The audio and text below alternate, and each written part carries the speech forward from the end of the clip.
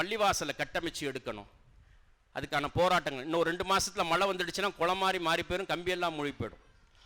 உங்களுக்கு இருக்கக்கூடிய தொடர்புகள்னு சொல்லுங்கள், பள்ளிவாசலுக்கு செய். வேற ஒன்றும் செய்ய வேணாம். கம்பி, ஒரு லோடு கம்பி, ஒரு லோடு மண், ஒரு லோடு கல், அதை அனுப்பிச்சி விடு.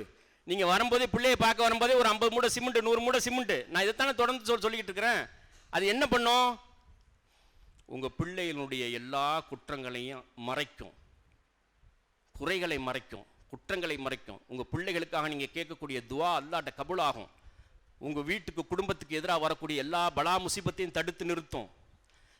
தலைமுறையாக அறிஞர்கள் தொழக்கூடிய பள்ளிக்கு நீங்கள் வந்துட்டு உதவி செய்ய போறீங்க. சிஎம்என் சலீமுக்கல்ல, மார்க்கம் படிக்கக்கூடிய அறிஞர்கள் தொழக்கூடிய பள்ளிக்கு, அவங்க சஜிதா செய்யக்கூடிய பள்ளிக்கு, அவங்க அல்லாஹ்ட்ட கேட்கக்கூடிய பள்ளிக்கு, உங்க சந்ததிகளுக்கும் புண்ணியம்.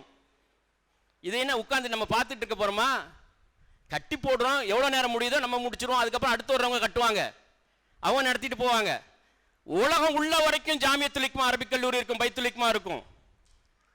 தூய்மையான நீயத்தோடு இருக்கு. இல்லைன்னா 1000 வருஷ நிறுவனங்கள் இன்னைக்கு இருக்குமா?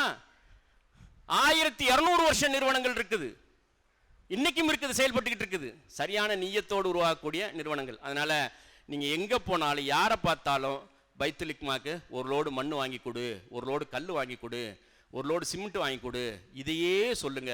அல்லாஹ் உங்க வாழ்க்கையில பரக்கத்தை ஏற்படுத்துவான்.